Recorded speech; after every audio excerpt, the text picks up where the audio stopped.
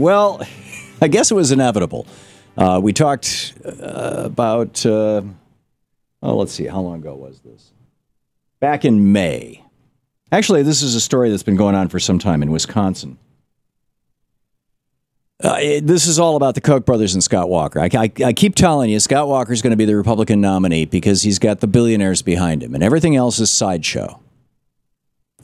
Because he will do exactly what they want. Now, you know, Jeb Bush, maybe, but I'm predicting this, and I've been telling you that Scott Walker has the policies of Ronald Reagan, but he has the political instincts of Richard Nixon. And today, that really came to the top. Now, let me tell you the backstory first.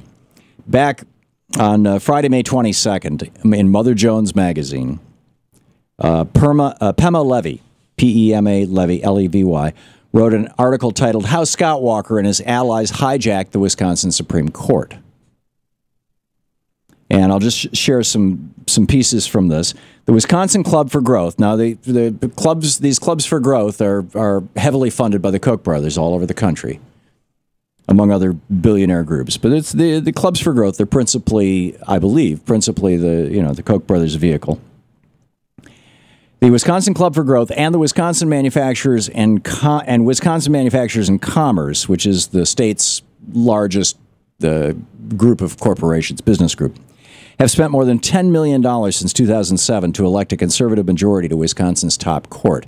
Now, in 2007, there was a liberal majority on the Wisconsin Supreme Court. Wisconsin has historically been a blue state. But they just poured all this money in. And this is where it gets really interesting. First of all, the Wisconsin Club for Growth and WMC didn't make direct contributions to the campaigns. Instead, they did what super PACs do. They poured, quoting Pema Levy, instead they poured millions into so-called independent issue ads that clearly conveyed messages that supported these campaigns. And in an odd twist, due to lax recusal rules, well, I'm going to get to that in just a second. Okay. So, Janine Geske, who was a Supreme Court justice on the Wisconsin Supreme Court from 93 to 98, said this large amount of money in special interests has impacted the workings of the court. Here's how it played out.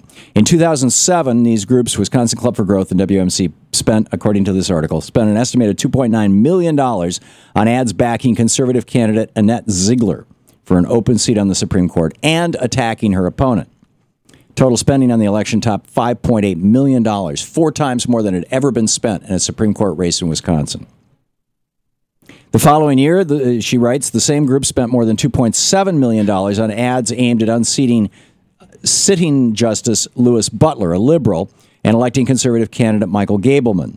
The election was so nasty, the racially tinged ads released by Gableman's campaign were compared to the infamous Willie Horton ads. In 2009, to put a stop to this, okay, the conservatives have now got two hardcore right-wingers on the Wisconsin Supreme Court, but they need 2 more in order to take over the court. And in 2009, the legislature passed a law. It was called the Impartial Justice Act that said you can't do this anymore. You can't come in and buy our Supreme Court justices. It set up a campaign finance system specifically for Supreme Court elections, which included a matching funds provision for candidates to counter negative ads against them, as Pema Levy writes. But in 2011, 4 years ago, Governor Walker quietly repealed the public financing law with language tucked into his first budget as governor, which opened the way for the Koch brothers to come in or through their front group and buy the next 2 Supreme Court justices.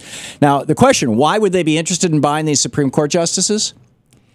Because the Supreme Court of Wisconsin was preparing to take down Scott Walker. We'll get to that in just a moment. In spring of 2011, Pema Levy writes, conservative dark money groups, which can take in unlimited donations without disclosing where their money comes from, once again poured money into a Supreme Court race in Wisconsin in the midst of statewide upheaval over Walker's Act 10, the anti-union bill.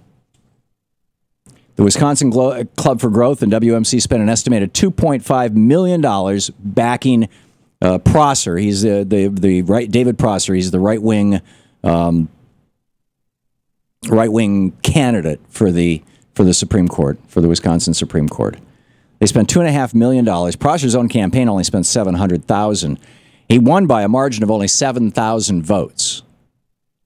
So, I think he can thank the Koch brothers and the $2.5 million for his seat on the court.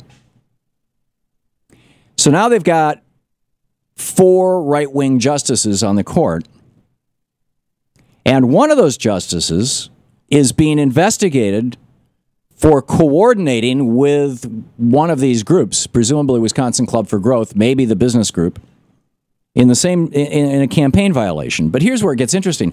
Scott Walker is being investigated for the exact same thing, or at least his campaign is. Several people have actually already pled guilty. I mean, they've been convicted of this. And this John Doe investigation, which is highly secret, was about to go to the Supreme Court, or had gone to the Supreme Court just recently. So here today, the story comes out. The headline, Wisconsin Supreme Court halts John Doe probe against Walker. This is from the Associated Press. The Wisconsin Supreme Court has handed Republican presidential hopeful Scott Walker a major victory by ending an investigation into whether the governor's 2012 recall campaign coordinated illegally with conservative groups. The case revolves around political activity by Wisconsin Club for Growth during the 2012 election. This is the recall election. I don't know why the headlines are written the way they are. I saw this over at the New York Times, too. What the headline should have been was 4 right-wing justices on the Wisconsin Supreme Court, elected by the Wisconsin Club for Growth, the Koch Brothers Wisconsin Club for Growth, just shot down an investigation into whether Scott Walker had illegally coordinated by the Wisconsin Club for Growth. I mean, that's what just happened. I'm telling you, this guy may make it all the way to the White House.